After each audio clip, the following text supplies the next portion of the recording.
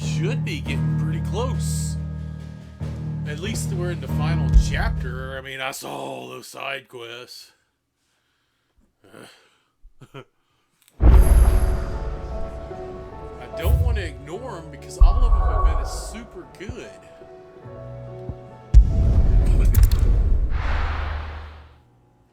Oh, lordy.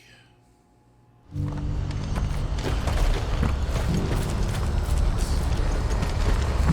a minute.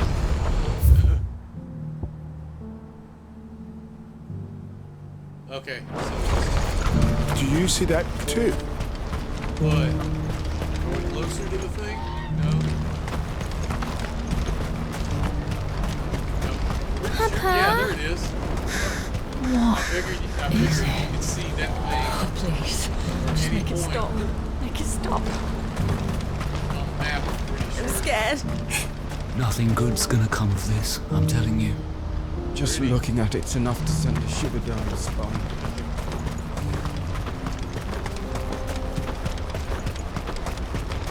Yeah, I think I've already announced this. This one has earned its place.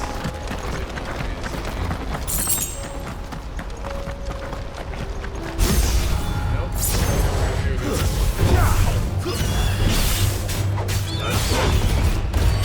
They come on right now. Yeah, I do most of the damage anyway. Get him!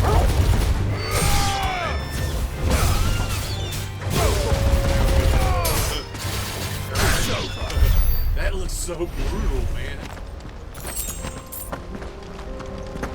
Okay, I wanted to go down this way before. Is that gonna be bad doggies? It's bad doggies. This one.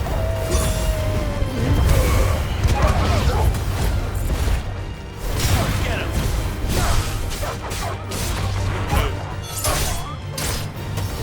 Where are you?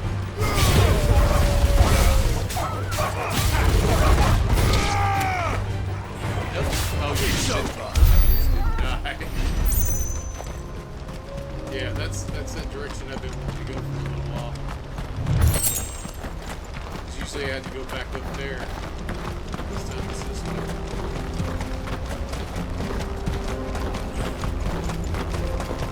What's going on over here? That can't be Rutherford, can it? They kind of look like somebody that's going to attack me.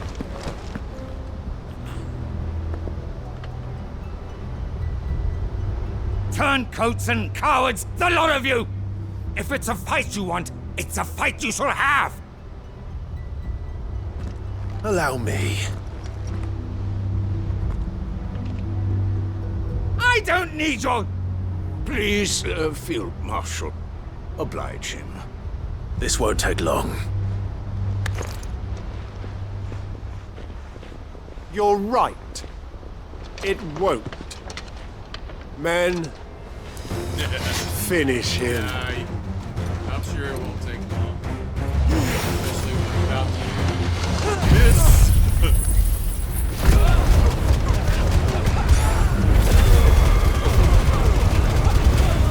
Alright, where's that?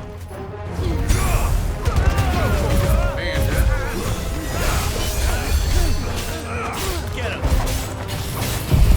uh-oh, I didn't mean to do that. Farewell. That took some of it out.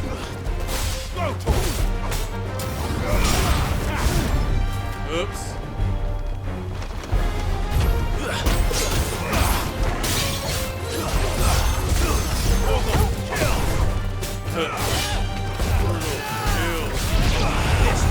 out of here.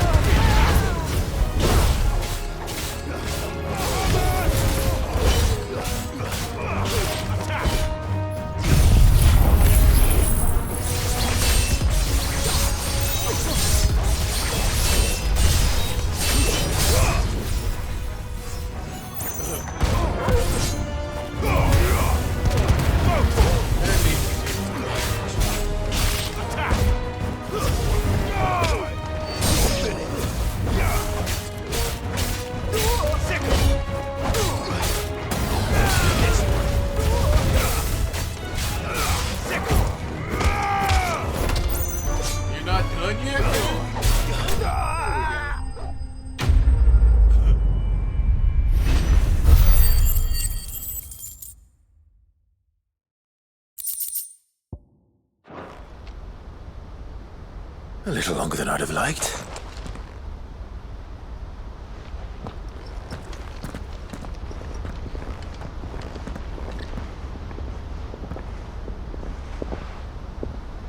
Field Marshal Havel, I presume. Are either of you injured? No, my lord. You arrived just as our escort turned on us. Fucking traitors. But I hadn't thought the corruption had reached so close to the heart of the Republic. It's a fucking disgrace. Your interfering old bastard of an uncle tried to warn me, of course. My lord Marquis, or is Sid the Outlaw more to your liking? Call me what you want. It doesn't change who I am, or the urgency of the message I bring. My uncle has a plan to right the realm, and he needs your help to see it through. Before I agree to anything, I'd have you answer one question. What do you stand to gain from all this? I won't deny that I might benefit from further chaos. But I seek a new beginning for all of us. And while the choices I've made may not always have been the right ones, I know I made them for the right reasons.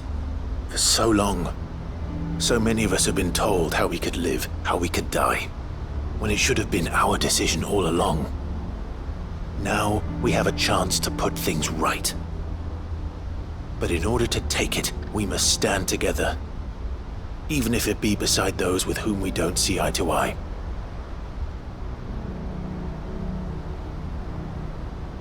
Certainly not the words I expected from an outlaw. But perhaps your uncle was right. You are no ordinary outlaw. I'll never hear the end of this. All right. I'll start by ordering my most trusted guard to bring the Dalmekian fringes under control. Next, I'll make contact with my counterparts in the Imperial Army and see if I can't convince them to try and restore order in their own territory. Thank you, Field Marshal. But they are not the only ones we will need to convince. What do you mean?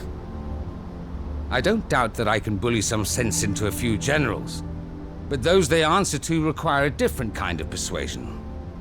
And when it comes to honeyed words, we will need an envoy. One who can court even the most stubborn of statesmen. You, perhaps. I'm flattered. But I'm no diplomat either. And I have other problems to attend to. What we need is a skilled arbitrator. And I may know just the person. Is that so? And would he happen to be an outlaw too? Of a different kind, perhaps. Beggars can't be choosers. I suppose we'll all have to find a little of the outlaw in ourselves if we're to make it through this. I shall.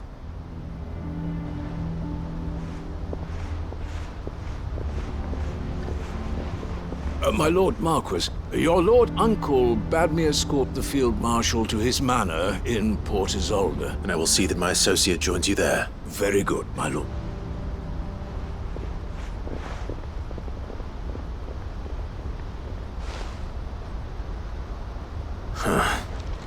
An envoy. I'm not sure I'm the man to talk anyone round. I can barely convince my brother to take his medicine. No. This is a job for someone with experience. Someone like Quentin. I hope I can convince him at least.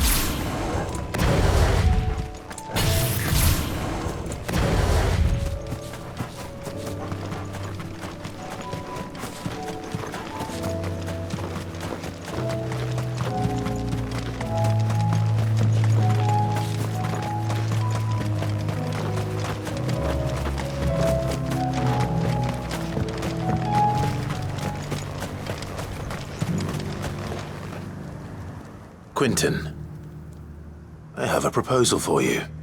Do you now? Something tells me you'll be asking more of me than a cask of Gotand gold. Go on then. Propose.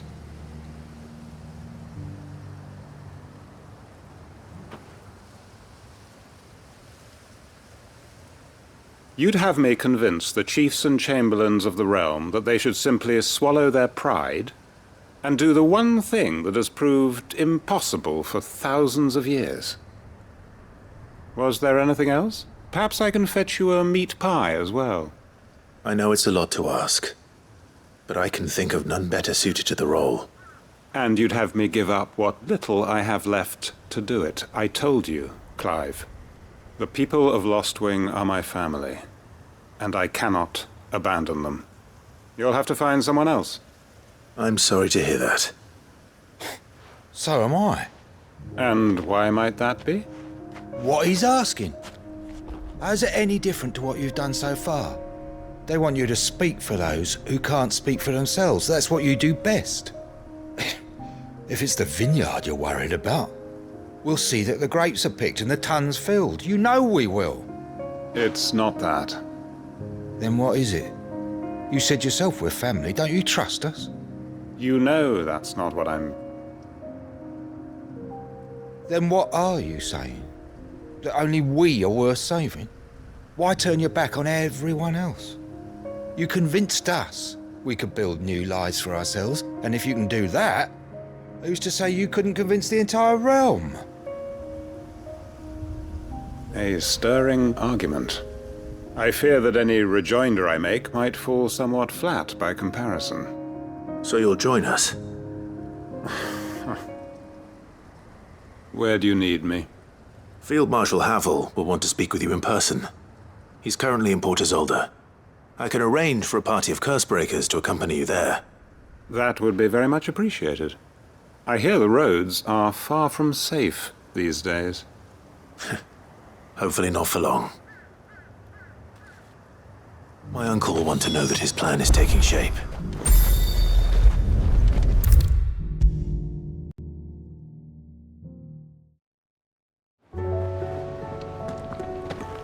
Uncle, I bring good news. The Field Marshal has agreed to your plan. Ha! Of course he has. I didn't doubt you for a moment, dear boy. Rutherford is accompanying him back to your manor in Port Isolde as we speak. They will await your return there. As will one other. One other? Who, exactly? Lord Havel was concerned that even if he could get the realm's armies to agree to an accord, he might not be as successful in convincing those with political power. He asked if I might have a solution, and I suggested a certain Imperial Lord Magistrate turned Liberator. One of your co-conspirators? Master Quinton would probably call me one of his, but yes. Another outlaw, then. Just the thing we need to put these rotten politicos in their places. Good thinking, Clive. I'm glad you approve. The more the merrier, eh? Uncle, assuming Havel and Quinton can solve our problem with the armies, you still haven't mentioned how we might manage the grain shortages. Oh, don't you worry, my boy. The 7 high houses will be seeing to that. They have all agreed to make the most generous of donations. Oh, of course, it did take a little persuasion, but luckily I had some unexpected help. From who? Why, you, my boy. Rumor has it that you rescued the Lady Ariane's head steward Rockford from a horde of bloodthirsty bandits. It was more of a handful. Well, the old battle-axe was so pleased. She had a shipload of talents delivered to my private docks by the next new moon. And when the other houses saw the parsimonious old crone's purse strings finally loosen, they as good as tripped over themselves in the rush to follow suit. I'm happy to hear it. Now, I must be getting back to the manor. Join us there at your earliest convenience, would you? Of course, Uncle.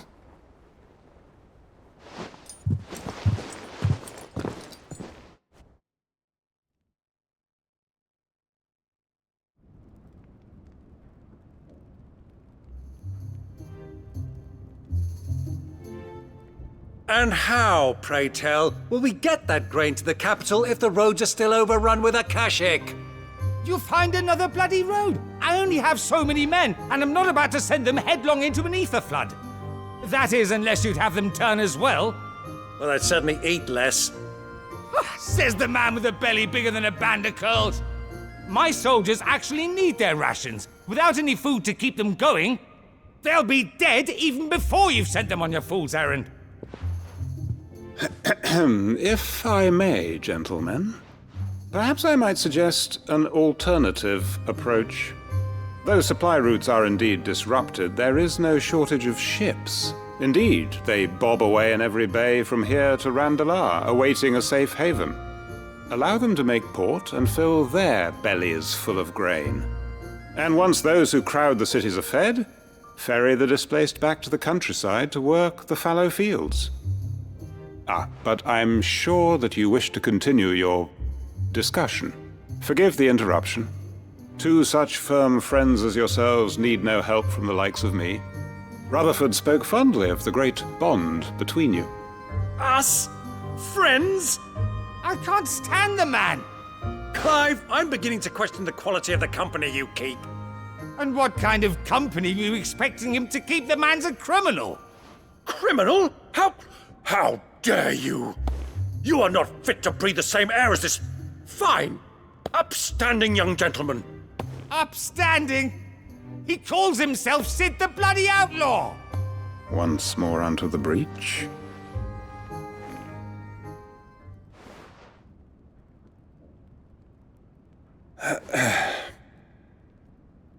Shall we begin again? What we seek here is not to create a new nation, nor to claim the thrones of those that already exist. We wish simply to bring stability to the realm that mankind might weather the current storm. And to do that, we must convince those in power, the generals, the statesmen, the nobles, that our cause is just. There will be disagreements, yes. And I imagine some resistance, much resistance. But we cannot let that deter us. If we show them the path, show them that we walk it ourselves, then I am confident they will follow. The fate of the world lies in my nephew's hands, but the well-being of her people lies in ours. And we must not squander the chance that Clive has given us. Uncle Byron, aye. Now, with that settled, let's move on to the signing of the Accord. For what great moment in history hasn't been accompanied by a little ceremony?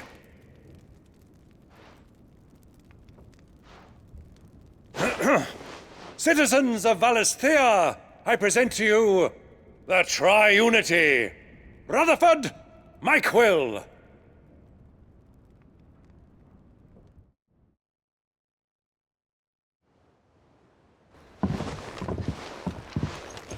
Well, my boy, the stage is set.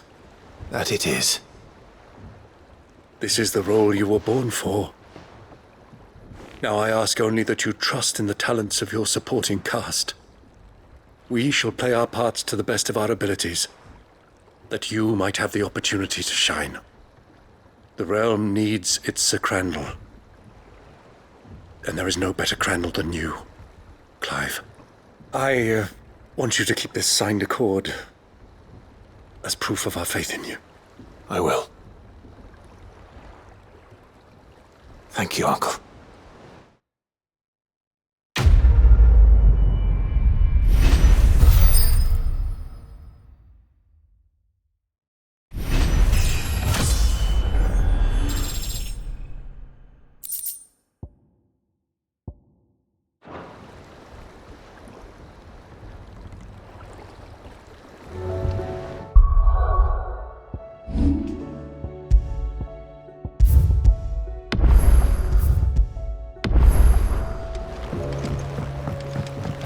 What do you think that thing is? And how the hell is Sid gonna deal with that?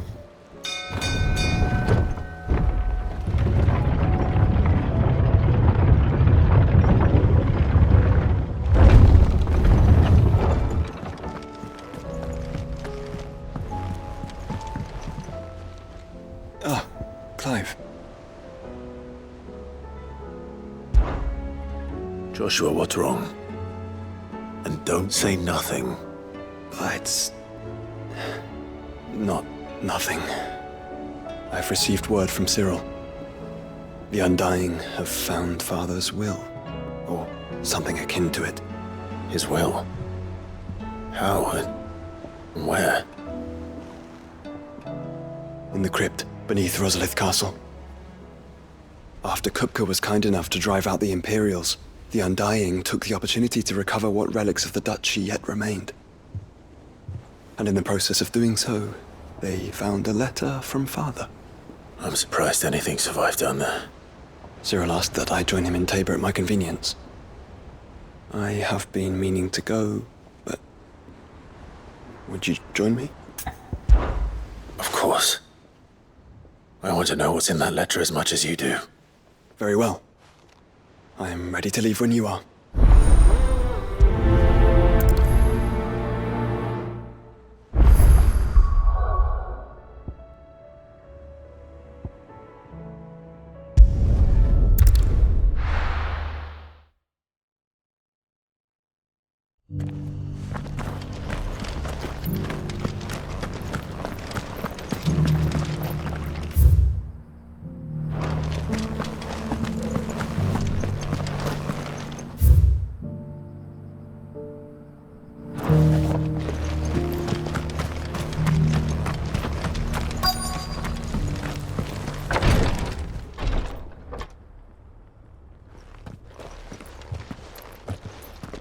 Your Grace, my lord, I trust your journey was not overly onerous.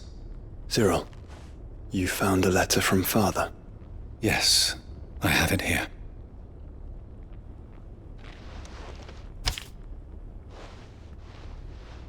If you would do us the honor, my lord.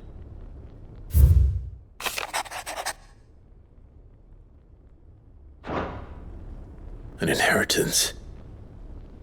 It would seem the late Archduke penned this missive shortly before his passing. The day before we left for Phoenix Gate. What are these plans he spoke of? His plans for the Duchy, Your Grace. Your father entrusted them to my predecessor, the former bearer of the Burning Quill, who entrusted them in turn to me. The complete emancipation of bearers is their stated aim. But your father's dream did not end there. His Grace also spoke of building hospices to care for those stricken by the curse, and the founding of a new university to further the development of non-magical technologies. With the blight spreading ever more widely across the Twins, Archduke Elwyn saw this as the only means of securing Rosaria's survival. He wished to see men and bearers treated as equals. To see centuries of common wisdom overturned. Small wonder he did not think it achievable within his lifetime. But he thought it achievable nonetheless. Had he not, he would never have written this message. Nor would he have entrusted his vision to his most faithful aides, those who would have stood with you, shielded you from the machinations of the less benevolent personages at court. It's a pity only they are still with us. 'Tis true that those most loyal to your father were the first to suffer the Duchess's wrath. But one at least remains, and she has come bearing gifts. What do you mean? Mayhap it is better that she explain, my lord. After all, the duties entrusted to me by my predecessor extended only to recovering His Grace's will and arranging a meeting with the one who might execute it, or a part of it at least. And where is this woman? She awaits you in the archive, Your Grace. Thank you, Cyril. Shall we then?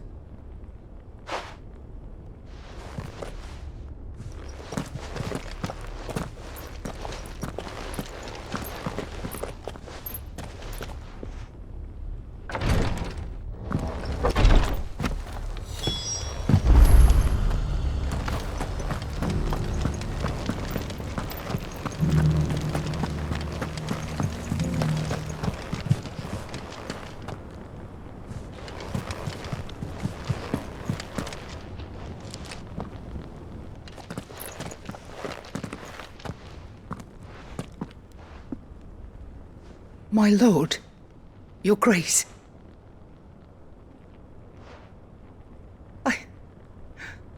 I hardly recognize you. I am Goditha, retainer of House Rosfield, loyal servant to the Phoenix and his shields.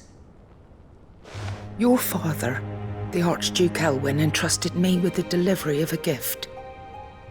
I only hope you can forgive my tardiness in bringing it to you. Lift up your head, Lady Goditha. You have our gratitude for your service to our house and to our father.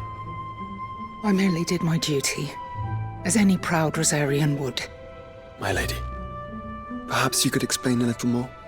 What exactly is the gift you bring? As I'm sure you know, it has long been the custom for the children of House Rosfield to be presented with certain keepsakes upon their coming of age. Indeed it has. Our father often spoke of the day when our turn would come. And had he lived to see it, he would have presented you with the treasures I bear. Matching armbands for you both. Alas, he did not live. Indeed, he was taken from us even before they could be completed. He had intended to claim the Heartstone with which each armband was to be finished himself, but it was not to be. And his gifts remain incomplete. I see. It saddens me to bring them before you, as they are. It was your father's wish that you be presented with the finished articles, not these works in progress. But with his grace long since gone, and the stone left unclaimed, I had little choice. You are grown men now, and his house is yours. And while I would not presume to insist upon your claiming the Heartstone in his stead, I know that nothing would have pleased him more than for you to do so. Thank you, Lady Goditha. What say you, Clive? What else? Of course, my lady. May our father's will be done. Oh, I am much obliged. Do you know where we might find this Heartstone, my lady? I do. Though it may be a matter of a good deal more than simply happening upon it. It is found in the bellies of elder griffins, you see. We do at least know where to find one. A certain specimen has made its nest in Titan's Wake, not far from here. A certain specimen? You are most perceptive, Your Grace. In answer to your unspoken question, yes. In fact, this is the very same beast your father meant to slay. I have been tracking its movements since you were but a boy. Were you to slay it in his stead, as men of House Rosfield, it would surely make your father proud. What say you, Joshua? What else?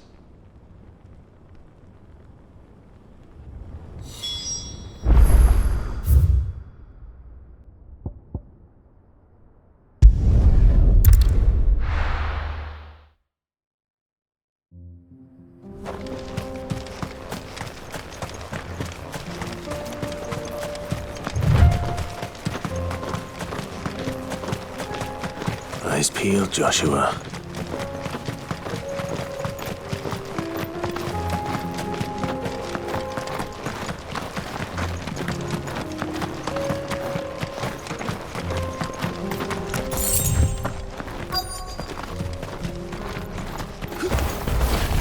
There it is. The House Rosfield.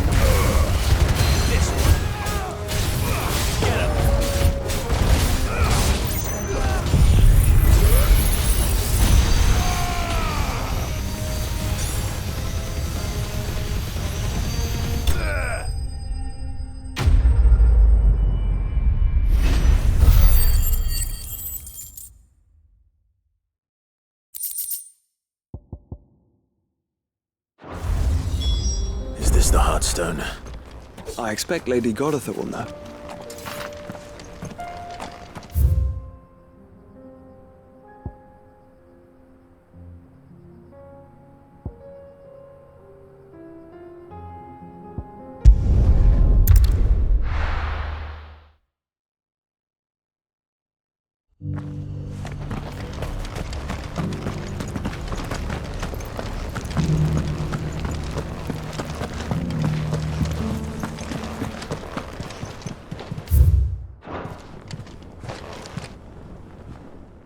Thank the Founder you were safe.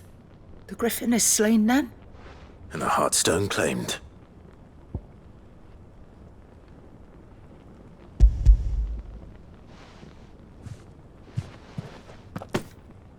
Yes. This radiant luster, like frozen flame. It is just as your father described it. Thank you, my lord. Your grace. Your father would be so proud. Lady Goditha, the lapidary is ready. Thank you, Cyril. I will be with him shortly. If you would excuse me, I shall have the stone cut and set forthwith.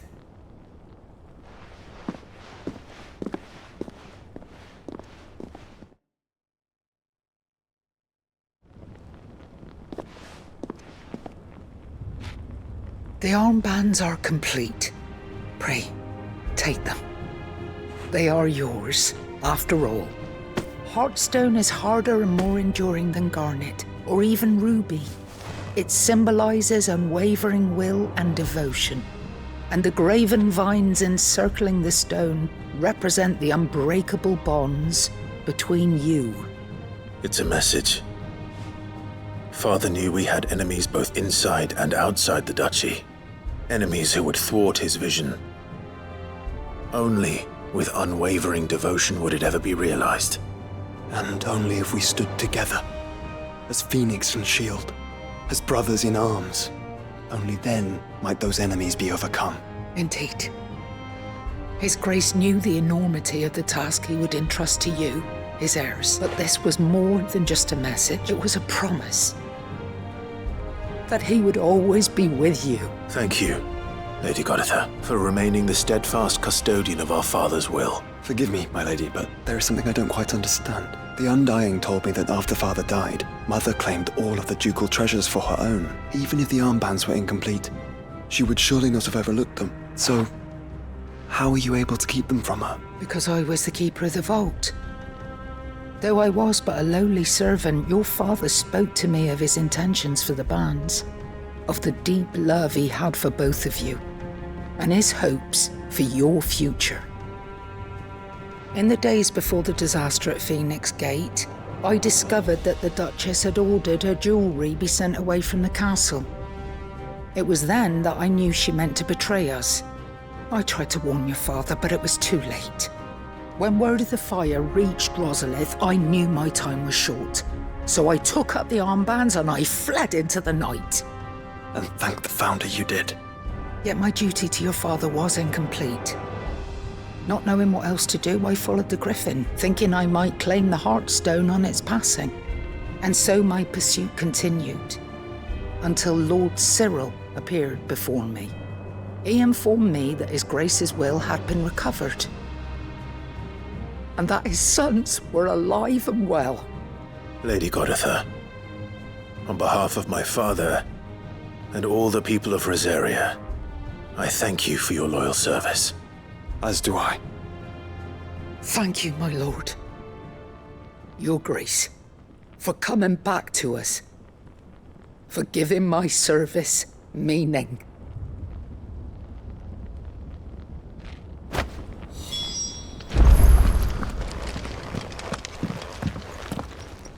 The bands suit you well. It must be gratifying to finally receive the inheritance that was denied you for so long. It is. And we thank you for the part you played, Cyril. If you would permit me to play my part a little longer, might I suggest that you make your way to your father's memorial atop Hawk's Cry Cliff? Let him see that you have received his blessing, and that his vision lives on in you. I suppose it would be churlish not to. What do you say, Clive? Should we pay Father a visit? I think we should. I was hoping to be able to offer him my thanks before we left for Origin. Your father's helm is enshrined there. It has been since the day we recovered it from Phoenix Gate. I prithee claim it. For it too is a part of your inheritance, and I do not doubt that your father would prefer it in your hands than perched upon some lonely rock. Thank you, Cyril.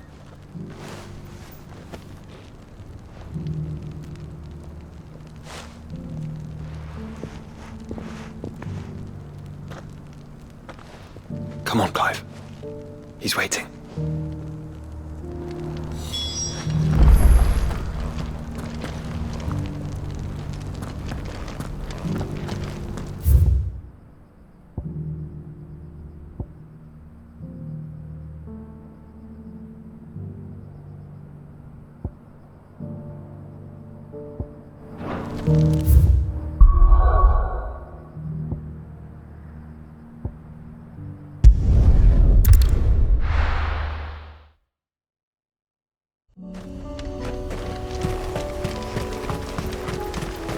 Unwavering will and an unbreakable bond. Do you really think we're strong enough? Save the world? Of course. Overcome Father's political enemies. That I'm less certain. Especially knowing what we know now. He's truly capable of. Perhaps these bands would have helped. Knowing he was with us would have made all the difference.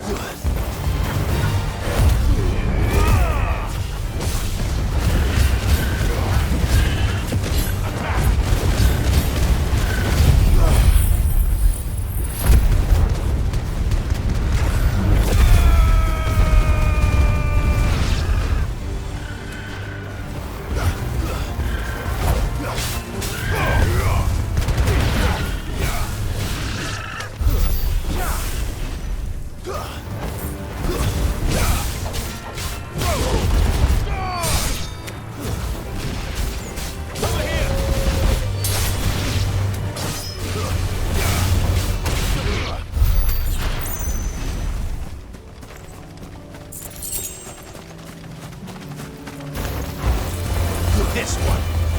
Go for it.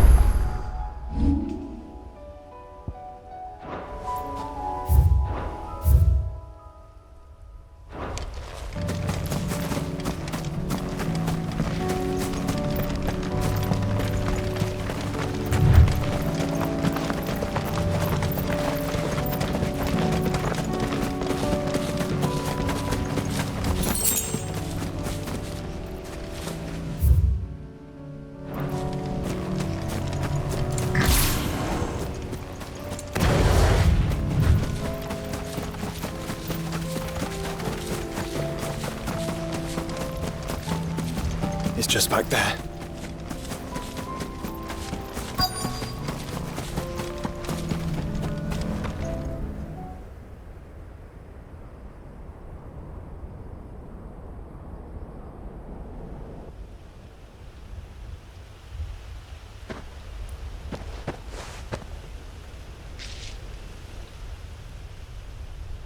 Father always fought for what he believed was right. It wasn't until that night at Phoenix Gate that I realized I had never fought for anything. I always had someone else to do the fighting for me.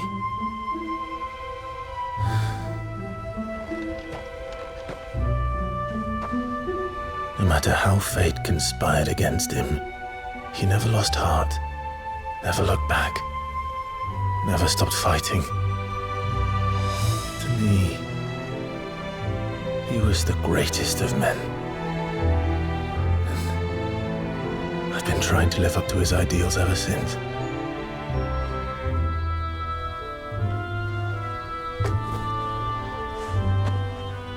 We all have, Clive. We all have. And we'll keep trying. Because that's what he would have wanted. What he would have done himself. Even if it meant standing against the very gods in the heavens. I shall be borrowing this, Father, if I may.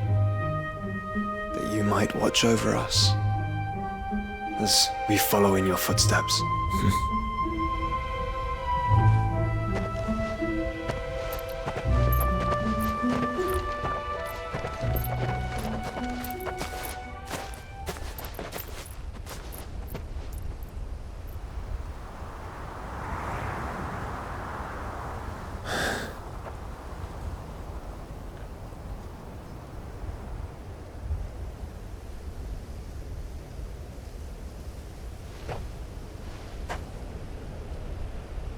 We won't lay you down.